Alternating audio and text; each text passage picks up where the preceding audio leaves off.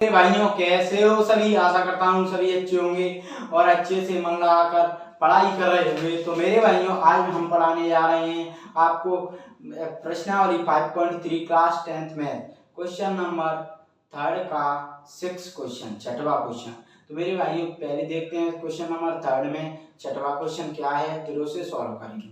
तो क्या दिया मेरे भाइयों, एक एपी में ये क्वेश्चन दिया है, ये एपी है, इसमें ए का मान ये दिया, डी का मान ये दिया, एस एन का मान ये दिया, एन और ए एन ज्ञात कीजिए।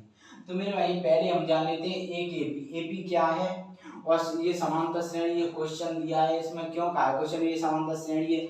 समांतर श्रेणी क्या होती है बहुत से बच्चों को पता हो, लेकिन कुछ ऐसे बच्चे होंगे जिनको नहीं पता हो, तो मैं पहले आपको बताते जा रहा हूँ जिससे आपके डाउट एकदम क्लियर हो जाएंगे। जिनको पता होगा और कुछ डाउट होगा उनका भी क्लियर हो जाएगा, ठीक है। तो देखो क्या करेंगे, एपी, पहले एपी के बारे में जानो। एपी की ये शॉर्ट फॉर्म होती है, फुल फॉर्म होती है इसकी arithmetic progression, full form arithmetic progression. Hindi में बोलते हैं मेरे भाइयों से समांतर श्रेणी, ठीक है मेरे भाइयों। तो मेरे भाइयों अब एक सीरीज लेते हैं, श्रेणी ले लेते हैं, जिससे मैं आपको समझा देता हूँ ये समांतर श्रेणी मतलब होती क्यों है और कब होती है और कब नहीं होती है, ठीक है मेरे भाई। तो देखो सपोज करो मैं ये श्रेणी ले लेते हैं हम ऐसे, ठीक है, ठीक है। और इसका मतलब होता है अनंत, मतलब कितने भी आगे पद हो सकते हैं। क्या करते हैं इनमें, हम कहते हैं मेरे भाई जैसे 3 पद है, इनमें देखते हैं दो पदों के बीच का अंतर निकालेंगे। जब अंतर समान होगा तो हमारी समांतर श्रेणी है और नहीं होगा तो नहीं है, ठीक है मेरे भाई। तो कैसे देखेंगे मेरे भाई, और हमेशा देखेंगे तब दूसरे में से पहला पद घटाएंगे। तो a2 माइनस का a1, तो 8 माइनस 6 2। ऐसे ही दूसरे में से पहला, तो a3 है, a3 माइनस a2, तो क्या होगा 10 माइनस 8 2। मैंने क्या कहा था, दो पदों के बीच का अंतर निकालेंगे, अंतर समान होगा तो समांतर श्रेणी है। तो अंतर समान है तो हमारी ये समांतर श्रेणी है। अब एक चीज आती है इसमें समांतर श्रेणी का सार्वंतर। तो मेरे भाई सार्वंतर क्या होता है, मेरे भाई सार्वंतर होता है मेरे भाई जो समानांतर आता है, ये समानांतर है, ये सार्वंतर है समांतर श्रेणी का, जिसे डी से दर्शाते हैं। तो डी इक्वल टू 2। एक होता है मेरे भाई इसमें एन, एन क्या होता है पद। मैं पूछूं आपसे ये 10 है, ये कौन से पद पर है, तो आप कहोगे सर तीसरे पद पर, तो एन की वैल्यू कितनी होगी 3। और एक होता है इसमें ए एन, इसको अंतिम पद भी बोलते हैं और एन भी बोलते हैं। तो ये क्या होता है, मैं पूछूं मेरे भाइयों कि ये 10 मतलब ये कौन सा पद है, तीसरा पद है। आप जान रहे तीसरे पद पर कितना मान है, मतलब तीसरे पद की वैल्यू कितनी है, तो 10 है ना वैल्यू, तो एन की मान 10 आ जाएगा। अब एक और होता है इसमें एस एन का मतलब होता है यहाँ पद, ठीक है, जो यहाँ पे एन कौन सा पद है ये, ठीक है। और एस का मतलब होता है योग, मतलब सभी पदों का योग कहते हैं इसे, ठीक है। ये आपको समझ में आया होगी, थोड़ी सी डिटेल जानकारी दे दी मैंने थोड़ी सी, जिससे आपको ये भी क्लियर हो गया ये मान कैसे दिए, ठीक है। अब इन्हें आगे हम चलते हैं आगे की तरफ और इन्हें समझने का प्रयास अब क्वेश्चन को करेंगे। देखो मेरे भाइयों बोर हो रहे होंगे, कुछ बच्चे देख रहे हो तो वो स्किप कर लेना जिनको पता है, लेकिन मेरे भाइयों मेरा मकसद है 100 बच्चे मान के चलो तो 99 बच्चे होने चाहिए। ऐसे नहीं होने चाहिए कि 99 बच्चों को ही समझ में आना चाहिए, पूरे 100 को भी समझ में आना चाहिए, एक भी बच्चा नहीं बचना चाहिए। इसलिए मैं सभी को धीरे धीरे आपको बताते जा रहा हूँ थोड़ा, ठीक है। पहले तो आइए अब इसे सॉल्व करेंगे। तो क्या करेंगे, हल में लिखेंगे मेरे भाइयों, जो दिया है उसको लिख लो। दिया है, क्या दिया है मेरे भाइयों, a इक्वल टू 2, ठीक है। a का मान कितना है 2, d का मान कितना है 8 और एस एन कितना है 90। इतना समझ आया। निकालना क्या है, n क्वेश्चन मार्क तथा a है। अब समझने का प्रयास करना थोड़ा, ठीक है। पहले तो हम लिख देते हैं ये क्या है, ये प्रथम पद का मान है, ये सार्वंतर आप जानते हो। ये सभी पदों का योग, मतलब प्रथम n पदों के योग का मान है ये, ठीक है 90। तो मेरे भाइयों हमें निकालना क्या है, हमें निकालना है n की वैल्यू निकालनी है और an। पहले देखो n की निकालते हैं हम, तो n equal to question mark, इसकी निकालते तो n की निकालनी है, तो n मैंने लिख लिया पहले, n की वैल्यू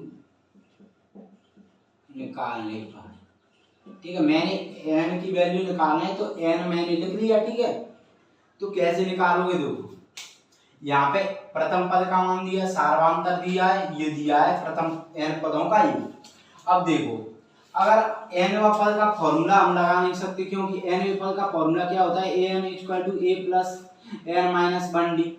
अब निकाल रहा है एन है तो एन के चक्कर में इसका फॉर्मूला नहीं लगा सकते। क्यों? आप कहोगे क्यों सर? देखो ए एन हमें निकालना है तो यहाँ पे ए एन हमारे पास एन है, हमारे पास है केवल प्रथम पद और ये तो एन है और एन तो है ही नहीं, तो कैसे निकालोगे? तो यहाँ से आप फॉर्मूला किसका निकाल सकते हो? आप निकाल सकते हो इससे फॉर्मूला बना है कौन सा? एस एन से। एस एन मतलब क्या होता है? प्रथम एन पदों का योग। इसका फॉर्मूला क्या होता है इसको देख लो पहले, प्रथम एन पदों का योग।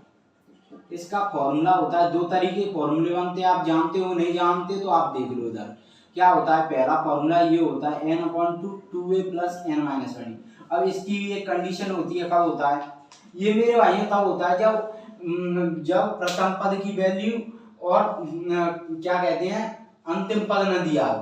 तो यहाँ पे ना तो देखो प्रथम पद तो दिया है, लेकिन ये फॉर्मूला कब लगता है? ये फॉर्मूला तब लगता है जब प्रथम पद न दिया हो और अंतिम पद न दिया हो, दोनों चीज नहीं दी हो।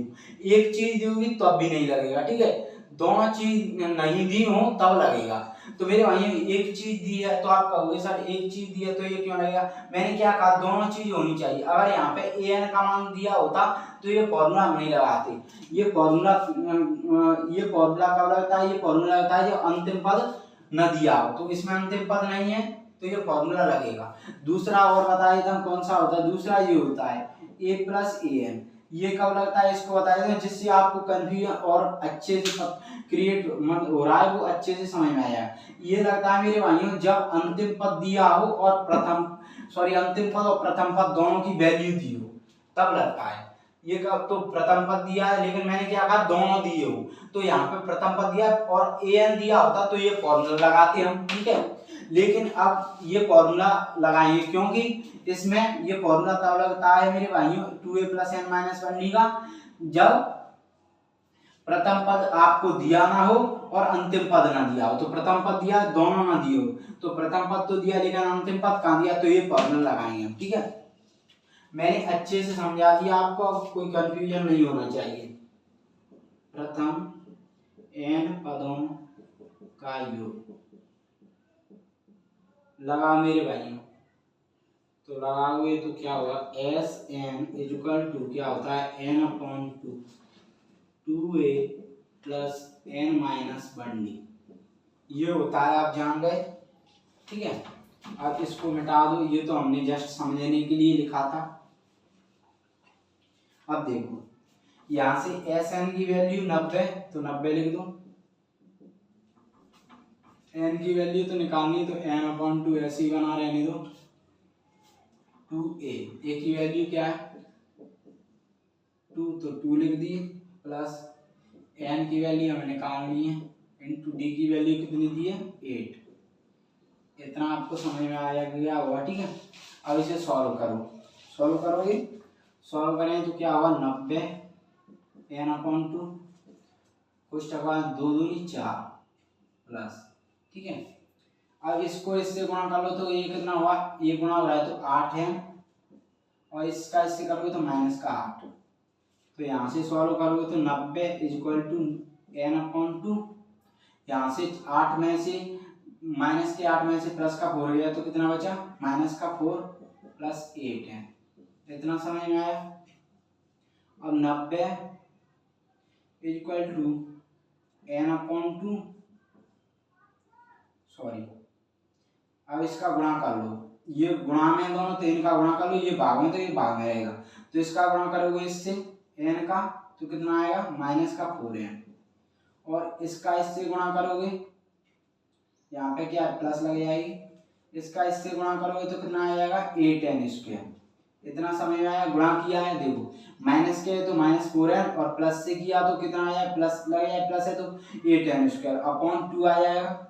कुछ गलत अब समझ में आया था। और 90 तो इधर भाग में इधर जाएगा तो गुणा में, इक्वल टू माइनस का 4n प्लस 8n स्क्वायर, तो 90 दूनी 180 होता है, इक्वल टू 180।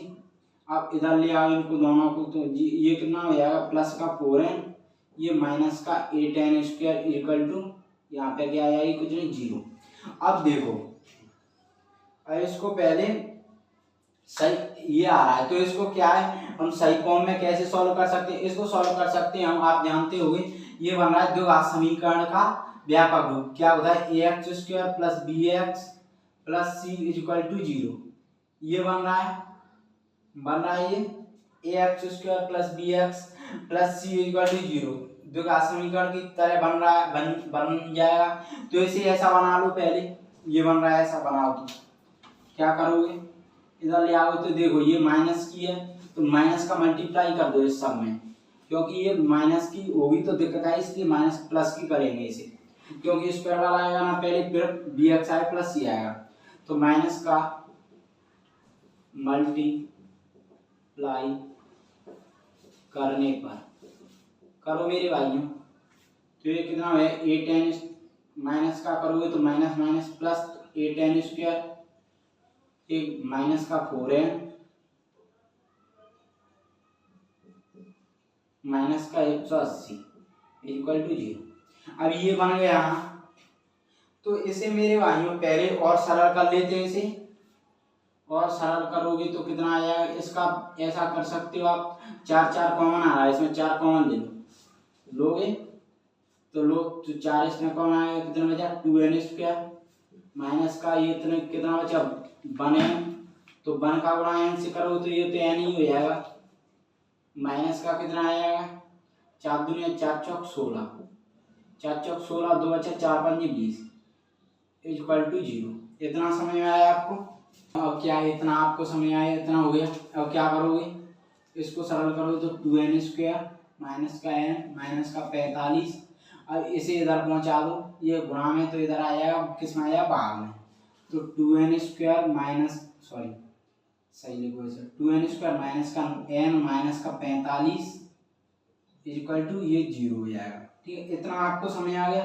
अब ये क्या बन रहा है, ये मैंने बताया था द्विघात समीकरण बन रहा है एक्स स्क्वायर प्लस bx, तो इसे एक तो आप किससे सॉल्व कर सकते हो, द्विघाती सूत्र से। क्या होता है श्रीधर आचार्य वाला, वो होता है ना x equal to minus b plus minus under root b square minus 4ac upon 2a, इससे कर सकते हो गुणनखंड विधि से।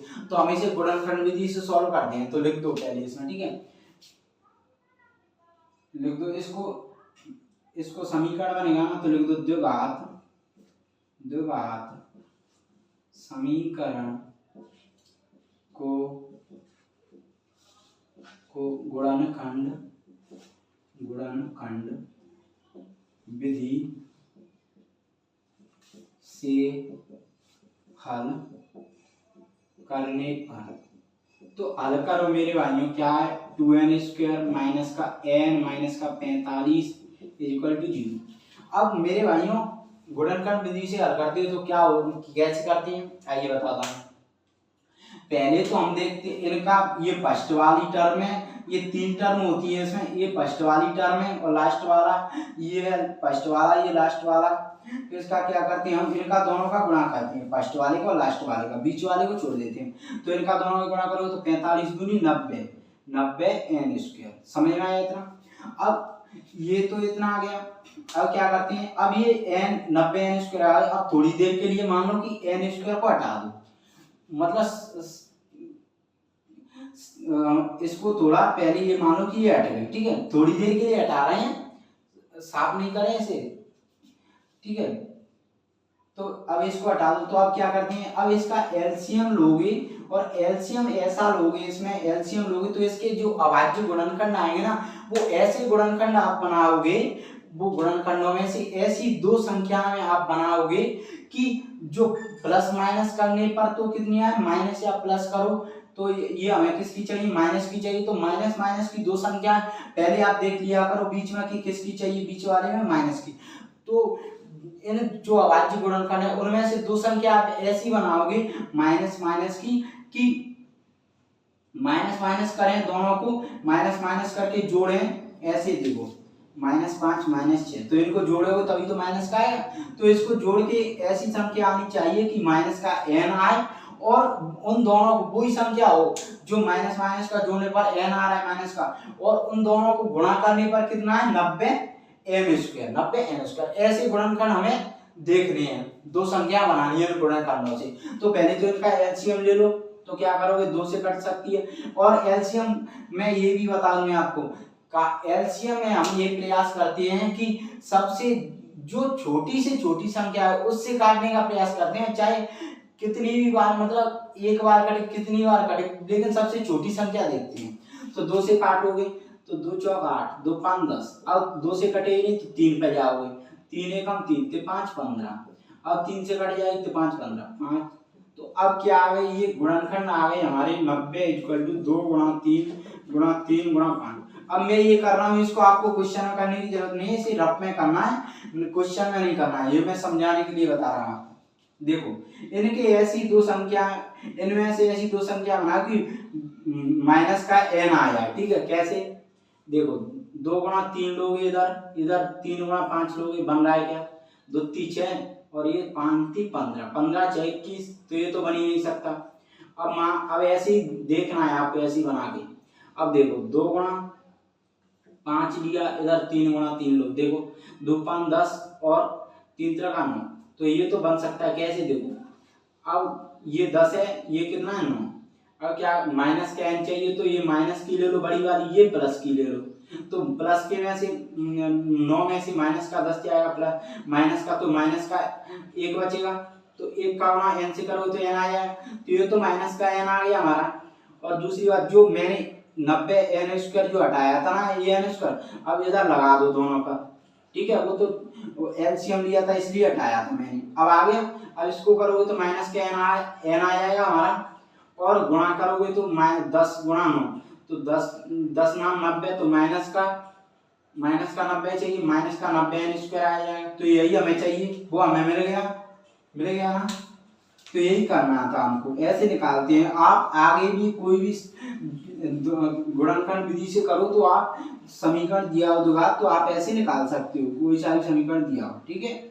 जब गुणनखंड विधि से कोई भी सवाल सॉल्व करना तो ऐसे कर सकते हो, एलसीएम निकाल के आप पता लगा सकते हो गुणनखंड उसके। तो ऐसे करोगे तो 2n² माइनस का 10n प्लस का 9n माइनस का 45 इक्वल टू 0। तो यहाँ से क्या कॉमन ले सकते हो, 2n कॉमन ले लो, तो ये इधर कितना बच जाएगा, n बच जाएगा, माइनस का 2 5 10 n माइनस 5 प्लस इधर कितना है, इधर कितना कॉमन ले सकते हो, 9 कॉमन ले लो इधर, तो n बचा माइनस का 9 5 45 इक्वल टू 0। इतना समय आया। अब यहाँ से एक तो कितना आया 2n प्लस 9, इसे 0 के बराबर कर दो, और ये कितना है n माइनस 5, इसे 0 के बराबर कर दो। इतना समझ में आया आपको। अब इतना आ गया। अब क्या करोगे, यहाँ से n कॉमन निकालो, तो 2n इक्वल टू माइनस का 9, n इक्वल टू कितना है माइनस का 9/2, और ये कितना आ जाएगा n इक्वल टू 5। इतना समझ में आया आपको। अब देखो एक तो n का मान कितना आया माइनस का 9/2 और n इक्वल टू 5। तो आप जानते हो जो पद है, आपने कभी देखा है कि जो श्रेणी है, मान के चलो ये श्रेणी दी है 2 4 6 8, तो ये पद है पहला दूसरा, इनको पद ही तो बोलते हैं, ये पहला पद है, ये दूसरा पद है, ये तीसरा चौथा। तो इसको आपने देखा है कि कोई माइनस का 9/2 या बटे में हो, या माइनस का तो हो सकता है, लेकिन बटे में ये परिमेय संख्या के रूप में देखा है आपको, क्योंकि ये कभी नहीं हो सकता कि जो कौन सा पद है वो परिमेय संख्या, या क्योंकि ये जो पद है ये पूर्णांक में ही होते हैं हमेशा, धनात्मक या ऋणात्मक पूर्णांक, कोई भी सपूर्णांक हो और 0 भी आ जाता है इसमें, ठीक है। 0 ना तो धनात्मक ना ऋणात्मक, लेकिन 0 भी हो सकता है, लेकिन 0 भी नहीं हो सकता, सॉरी कौन सा पद है उसमें 0 नहीं हो सकता, सॉरी ये मिस्टेक है मेरी, इसको ये मिस्टेक है, 0 नहीं हो सकता, ठीक है, सॉरी। मतलब धनात्मक और ऋणात्मक की होगा n का मान, क्योंकि n होता है कौन सा पद, पहला दूसरा तीसरा, ठीक है। तो ये आपने देखा है कि 9/2 वो कभी नहीं हो सकता, कभी नहीं देखा होगा कि ऐसा पद हो सकता है, क्योंकि ये नहीं हो सकता। तो इसको तो हम हटा देंगे, तो हमारा बचा क्या 5, तो n की वैल्यू 5 हो जाएगी। तो लिख सकते हो n इक्वल टू -9/2 कभी भी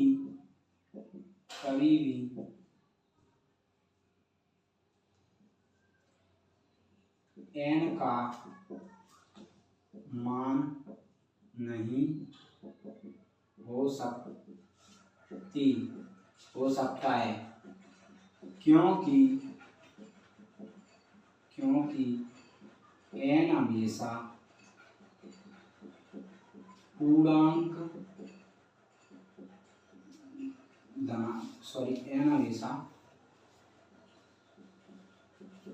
धनात्मक और ऋणात्मक पूर्णांक होता है। तब n इक्वल टू 5, एक ही मान बचेगा, n का मान 5, तो n का मान 5 आ गया, ठीक है। तो यही हमें निकालना था, n की वैल्यू 5 आ गई। अब निकालना क्या है, an। तो an को निकालोगे तो इसके लिए अब सूत्र लगा सकते हो आप n वा पद का, क्योंकि हमारे पास a है, d है, n है, तो हम निकाल सकते हैं। तो लगाओ क्या होता है, n वा पद लगाओ, an equal to a plus n minus 1d। an की वैल्यू कितनी है, n की वैल्यू 5, तो a 5 लिख सकते हो, 5 के पद का मान।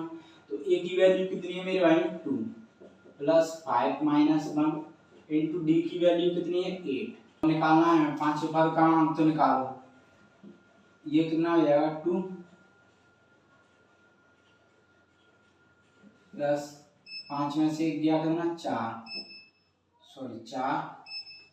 और ये कितना हो गया 8। तो ये यहाँ से निकालो तो 2 प्लस 8 चौक 32 तो 34। तो an की वैल्यू कितनी आ गई, 34। an की वैल्यू कितनी आ गई, 34। an और an का मान हमें निकालना, तो n की वैल्यू 5, an की वैल्यू 34, ठीक है। तो हमारा ये क्वेश्चन हो गया। तो मेरे भाइयों देखो, क्वेश्चन में टाइम तो लगा हुआ, लेकिन क्वेश्चन बड़ा भी था, और थोड़ा मेरा मतलब समझाने का तरीका ऐसा समझ में आना चाहिए, क्वेश्चन कितना बड़ा जाए उस हिसाब से बड़ा हो गया हुआ, ठीक है। तो अगर क्वेश्चन समझ में आए मेरे भाइयों, तो वीडियो को लाइक करें, शेयर करें वीडियो पर, और कमेंट करें कि कैसा समझ आया, और ये भी बताएं अगर कुछ समझ में नहीं आया तो कौन सा स्टेप है उसे बताएं कमेंट में, तो मैं उसे और अच्छा समझाने का प्रयास करूँगा। और चैनल को सब्सक्राइब करना ना भूलें। धन्यवाद, थैंक यू।